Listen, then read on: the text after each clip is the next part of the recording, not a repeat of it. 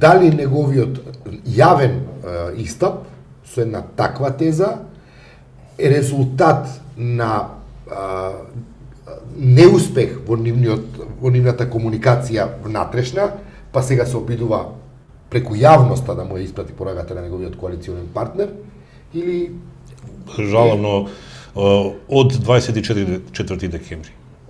Па до логично е вашето прашање, зошто се обраќа преку јавноста на неговиот коалиционен партнер, кога... Па тоа е она имена албанска поговорка да фрлиш камен да се окриеш рака, да си сепак пред своите гласачи да се покажеш дека ти правиш нешто, дека се трудиш нешто, дека идеме кон нешто, бидејќи според вас во суштина во тој диалог меѓу ништо не се случува. На оваа тема мислам дека има многу што се случува и многу има договори, сиот предизборен тек, се што се случуваше покажа дека имаат одлична координација по сите прашања. Се разбира, понекогаш има некој инцидент кој ќе испаде, но тоа брук ќе се заташка, тоа се приметува. Но повторно, јас навистина не ми е јасно зошто тоа се вади во јавноста во овој момент, кога они имаат, колку што се секам се уште неделни средби во владата. Но ова е веќе повторно таа традиција како со Теута Арифи, да седиш во влада, а воедно исто да нарекуваш демократура, на една непринципиелност и би кажал некоректност однос кон гласачите и своите и од другата страна. Во овој контекст кога велите ултиматум, дали мислите дека ќе повторам прашањето, дека не успеале, односно на нивните разговори редовни кои си ги имаат за затворени врати за јавноста, Груевски го има одбиено Ахмети во неговата намера да се дојде до компромис, оваа влада да дојде до компромис, па сега Ахмети преку јавноста му врши притисок. За да Груевски... Па јас имам едно чувство дека кога се работи за другите држави, за странските дипломати, мислам дека Али Ахмети важи за по-кооперативен фактор, по-кооперативен партнер во власта, за разлика не само од Тачи, за разлика и од Груевски. И мислам дека можеби на еден начин упатува и една така индиректна порака и на Европската унија, поточно на американската администрација, меѓутоа во принцип мислам иако се обраќа кон македонскиот народ, сепак за според моје длабоко убедување, сепак е пораката до Груевски. Посебно во сегментот, ние имавме разбирање, ние трпевме толку време, ние разбиравме... Меѓу себе не се договориле? Па мислам, не да не се договориле, меѓутоа, да добие уште една поддршка пред самата јавност дека е посветен на евроатлантските интеграции. Тоа мислам дека е целокупната поента во тоа. Кога се обраќате кога немате храброст да се обратите кон Груевски, а се обраќате кон македонскиот народ или во друга случај кон албанскиот... Ова е поголема храброст од колку во 4 очи да му кажете. Не е храброст, ова има полни последици, бидејќи тогаш дискусијата за прашањето се префрлува помеѓу македонците и албанците и влијае на меѓуетничките односи. Доколку е диалог помеѓу политички лидери, тоа се останува на ниво на политички диалог. Но ова е тој принцип на играње, на мешање на политика и етнички односи, што се покажува катастрофален за нас. Вториот момент е да се разбереме кога зборуваме за партнери. Треба да ние сакаме да ги имаме за партнери, но како не сметаат они нас. Има една убава поговорка што често ја користам, вела дека кучето е најдобар пријател на човекот. Да го прашам никогаш кучето дали така мисли. Малку само околу ова. Може ли да ги земеме во предвид и случувањата за време на изборите, сето она што се случуваше околу Струга, околу прегласувањето, околу одлуките на Уставниот суд? Немој да мислите дека тие без разлика што имаат и се договараат, не значи дека тоа што го договараат го реализираат во праксата. Бидејќи се покажа, колку што ја имам информации, значи постоел договор да се гласа едни за други, каде што тој договор не се испочитувал во вториот круг. Така да, немојте да мислите ако тие се состануваат, секој се искрени меѓу себе и секогаш ќе го реализираат тоа што е договорено. Токму затоа што не се искрени меѓу себе, јас не очекувам да бидат искрени со нас. Тоа е проблемот. Тоа прашањето е исто така во врска со тоа е ова случувањето со Центар и со Струга. Многу ми е интересна ова ситуација во која господин Груевски со таква жестина се обидува да ја врати Струга, која разликата е 5000 гласови. Во исто време во Кичево, каде што разликата е само 2000 гласови, се е мирно. Затоа ми укажува тоа дека првиот пред секој прашање за тоа дали може да очекуваме било што е тоа кој е приоритетот.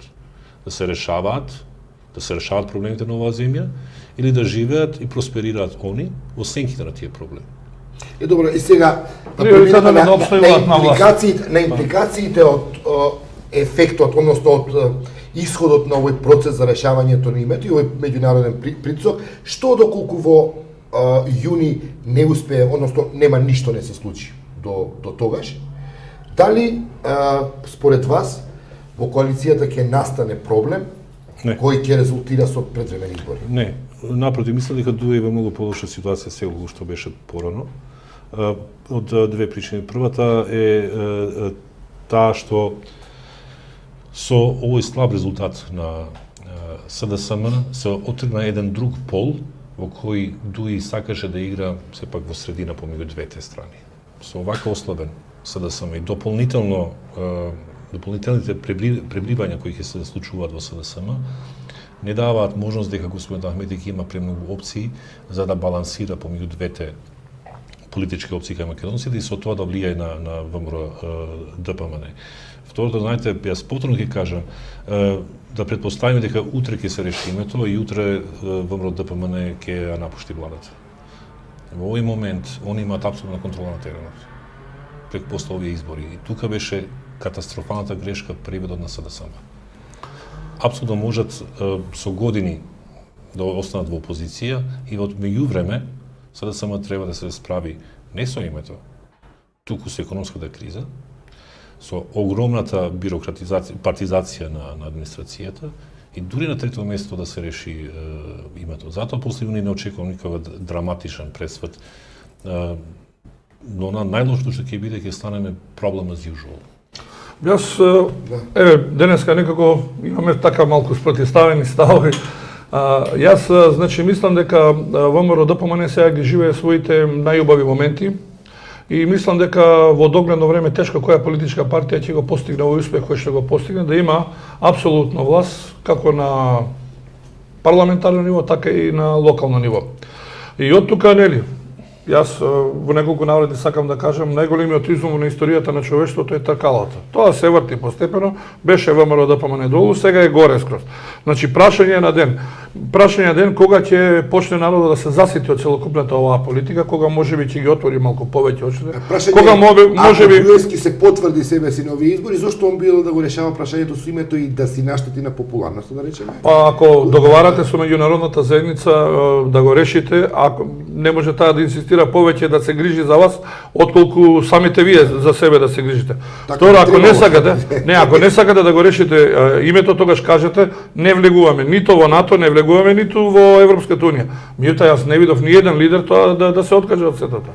Да, но тоа прашање е постојано отворено и никако да се затвори, ние постојано тоа е прашањето најкукавичлук од страна на оваа власт, на мафтање со тие источни надежи, како што ги нарекуваат, но што ќе се случи доколку тоа ќе каже повелете? Тие источни надежи постојат само додека постои таа западна можност. И тоа е таа дволична игра на господин Груевски, на господин Ахмети. Добро, прашањето што е уствари различно сега за овој јуни и оваа година од она што досега го имавме стално како некој јуни, декември и така натаму. Што ако Македонија пропушти оваа шанса сега?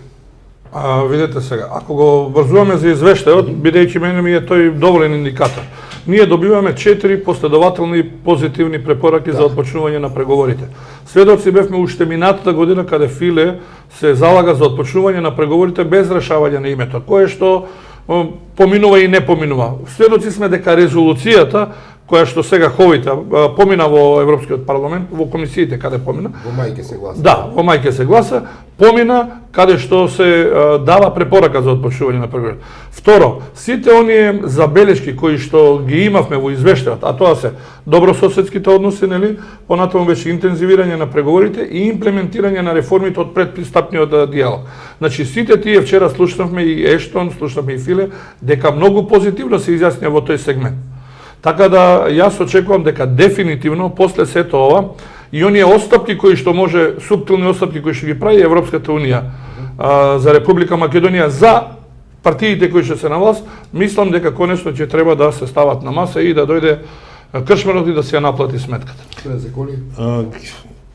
за жал се повеќе имам чувство дека ние место да идеме напред во историјата, се враќаме назад во историјата и ќе завршиме нешто што го гледавме во Југославија, а тоа е Словенија, Хрватска и Србија да влезат.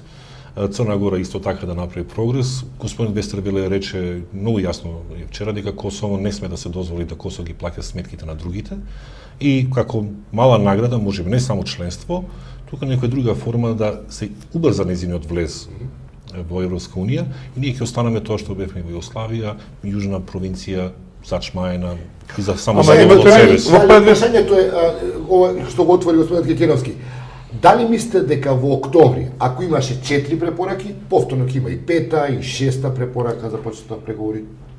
Тоа така ќе слеат работите. Цело време додека слушаме се сеќавам на последните моменти драматични пред потпишувањето на договорот во Рамбује.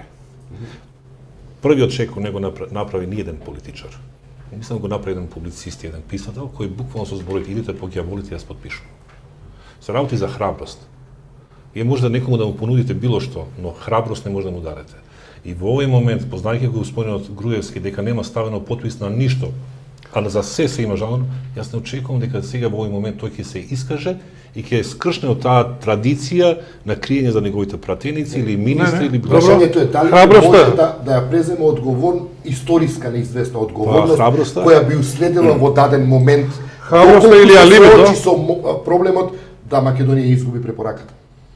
И да и се случи да иднината, како што вие ја предвидувате, на паланка, некаква европска забаталена во некаков европски ќош, ќе може да ја преземе на себе таквата одговорност за таквата иднина на Македонија. Па мислам дека досегам повеќе работеше на оваа паланка отколку што работеше на овој патот за европско.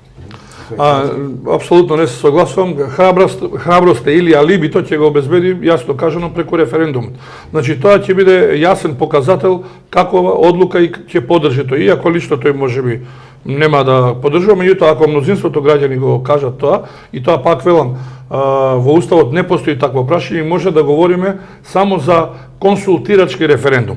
Второ, мораме да имаме во предвид она што се случуваше во Чикаго. Во завршните зборови јасно беше кажано во завршниот документ дека ова е последен самит на Чикаго. Во Чикаго последен самит на НАТО каде што нема проширување. Дека 4 држави Босна и Херцеговина, Македонија, Црна Гора и Грузија се сигурни членки за влез во НАТО на наредниот самит.